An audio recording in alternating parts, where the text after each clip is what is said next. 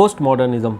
Post modernism का topic as part of the criticism over to the modernism निकल करके आया था। पोस्ट मॉडर्निज्म ऐसे तो डायरेक्टली आपके सिलेबस में नहीं है, बट एक काफ़ी इंपॉर्टेंट रोल प्ले करेगा इनडायरेक्ट वे में आंसर को लिखने के लिए, या फिर कभी कभी UPSC out of the syllabus जा कर के भी क्वेश्चंस पूछ लेती है, तो डायरेक्ट और इनडायरेक्ट फॉर्मेट में this will help you in writing your answers. Post modernism आखिर में चीज़ क्या होती है?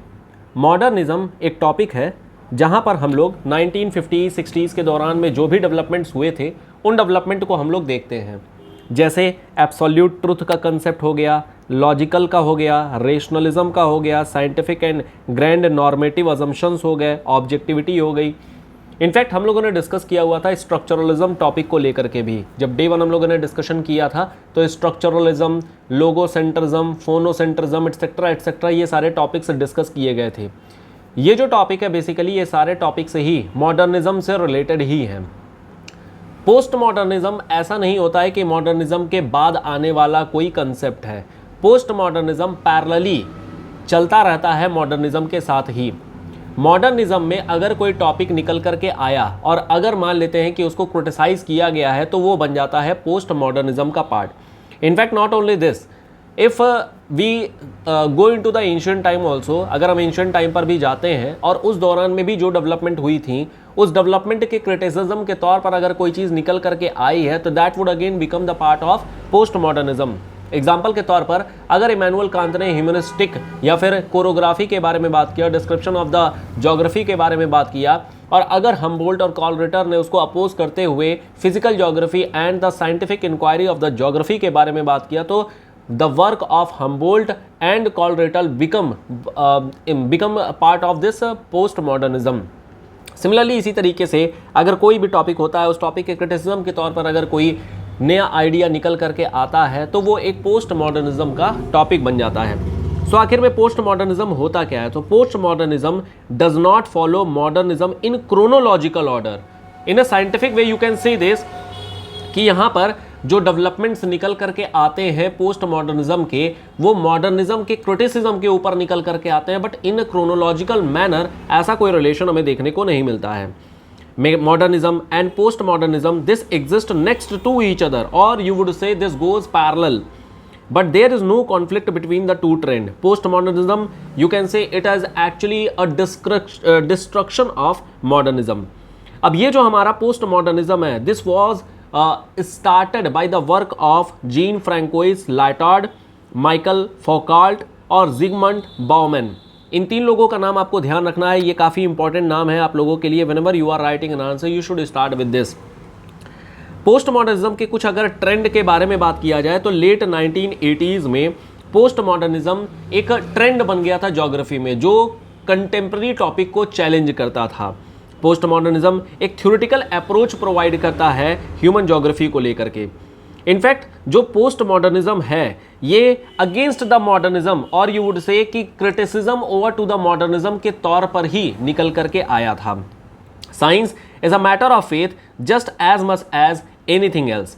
Post modernism seemed to throw reason itself into doubt.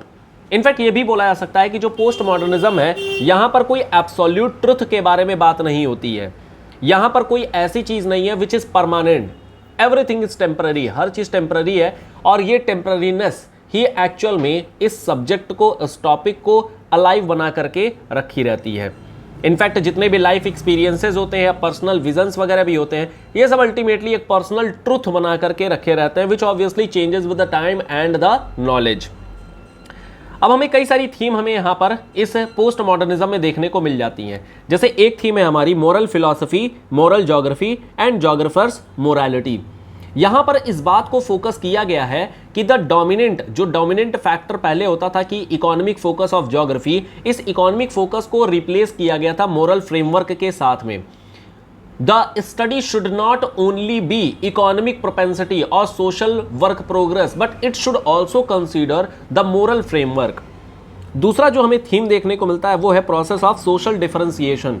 ये जो हमारी प्रोसेस ऑफ सोशल डिफरेंशिएशन है यहाँ पर हम डिस्पैरिटी, वुमेन सेंटरनेस या फिर ethnicity, class, sexuality, health, education, इन सारी चीज़ों को भी हम देखते हैं। इनफैक्ट इस चीज़ को हम लोग बिहेवियरल ज्योग्राफी, ह्यूमनिस्टिक ज्योग्राफी में भी देखते हैं कि ultimately this has become a prevalent school of thought, जो कि उस समय के जो कॉन्टेम्प्रेरी ज्योग्राफर थे इन लोगों ने काफ़ी हद तक ध्यान दिया था।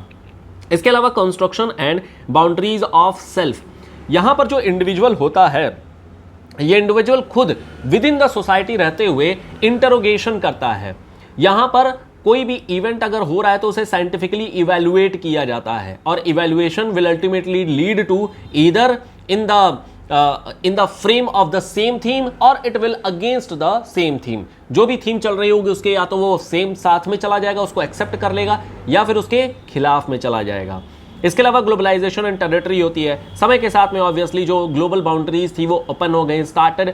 अब यहाँ पर जितने भी लोगों का माइग्रेशन है, इकोनॉमिक ट्रेड है, ये सब भी होना शुरू हो गए थे। और इस कारण से हमें एक कल्चरल प्रैक्टिस ऐसी देखने को मिलती है जहाँ पर हमें इंटरमिंगलिंग देखने को मिल रही है, and this would again become a part of postmodernism. Last theme हमें जो देखने को मिलती है वो society, culture and natural environment को लेकर के, जहां पर हम social construction of nature and environment, इन दोनों को ही हम ध्यान देते हैं। इनफैक्ट जैसे ozone depletion, global warming, climate change, biodiversity loss, या जितने भी हमारे इस समय के कंटेम्प्रेरी थीम्स हैं, ये सारी चीज़ें इसी के ही अंतर्गत हम इसको स्टडी कर लेते हैं। अब यहाँ पर लास्ट में आ जाते हैं कंट्रीब्यूटर्स के नाम। तो ये 4 कंट्रीब्यूटर हैं जिनका नाम आपको ध्यान रखना है, याद रखना है, और जब भी आंसर मिले यू शुड राइट दिस। क्या क्या है? माइकल जे डियर, इनकी किताब का नाम है post modern urban planning. Next है एडवर्ड सोजा, और ये जो एडवर्ड सोजा है काफ़ी इंपॉर्टेंट है और इन्होंने काफ़ी अच्छा ही अपना कंट्रीब्यूशन दिया हुआ था। इनकी बुक का नाम है Los Angeles post modern specialities. Next one is David Harvey. David Harvey का नाम हालांकि हम लोगों ने रेडिकल ज्योग्राफी में भी डिस्कस किया था। इन्होंने postmodernism and American city as antipode ये लिखा हुआ था और यहाँ पर इन्होंने अपने आइडियाज़ के बारे में बात किया हुआ था।